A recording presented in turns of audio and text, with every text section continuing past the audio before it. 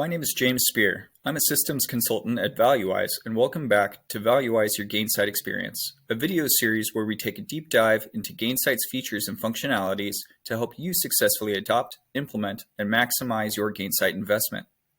Today's video is part one of a three-part series where we will ultimately be creating automated CTAs with object linking and a lookup for reporting. Automated CTAs will free up your CSM's time to work on value driving activities, and the linked objects and lookups associated to the CTA will give valuable insights through reporting. We will be covering the preparatory work necessary to achieve that functionality in this short video.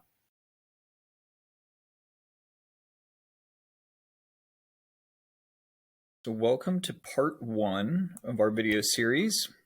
We're going to take a look at the custom object that we're going to be using to set up our rule for generating automated CTAs that we'll eventually be using for reporting purposes. So this is a custom object that we've named professional services, and the fields that we need in this particular custom object in order to build out our rule and effectively send those CTAs automatically are going to be, in this case, we've called it name, but this is just some engagement ID, the GS ID for the record. So this is the GS ID of the actual custom object. We have a company lookup. We have a services start date for our engagement that we've brought in, services end date, the CSM lookup. I've just put one in here for demonstration purposes. And then this field right here that I've named annual count.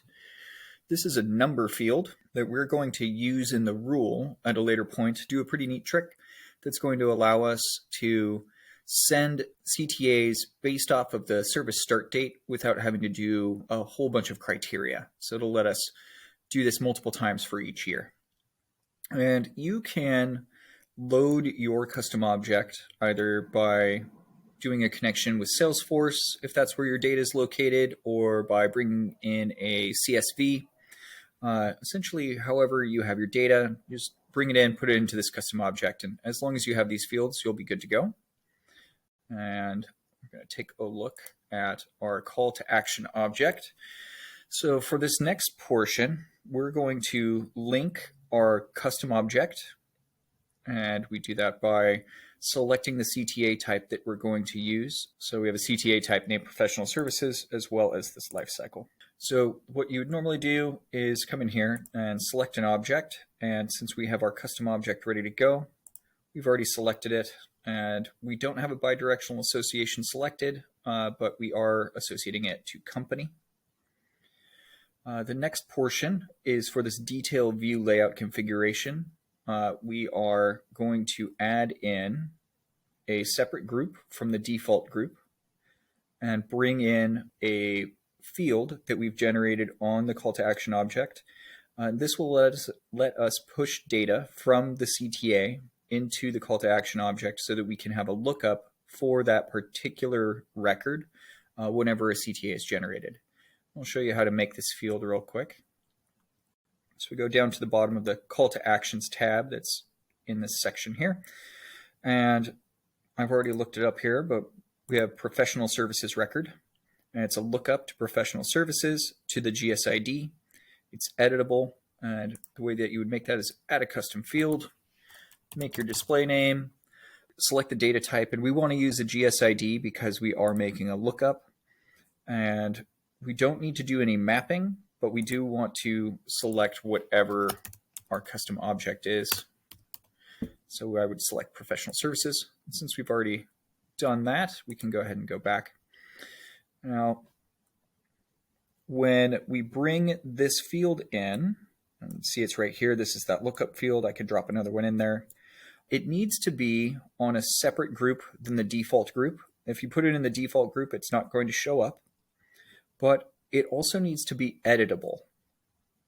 So if we take a look here, we've got it set to editable. If this is not set to editable, then data will not get pushed to this field.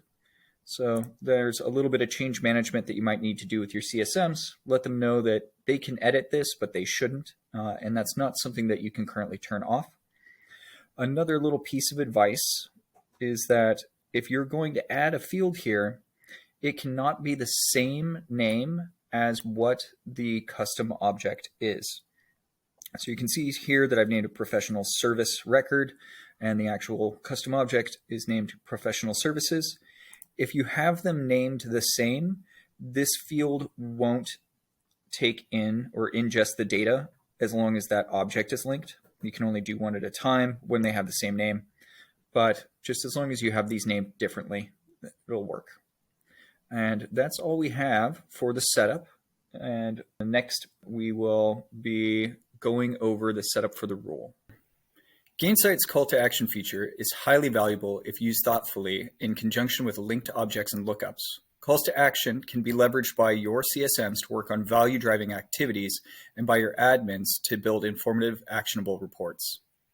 If you have any questions about this feature or want to learn more, check out the resources section of the Valuize website or contact our team of customer lifecycle and Gainsight experts. Keep an eye out for our next video where we'll be sharing an in-depth look into setting up automated lifecycle CTAs with linked custom objects.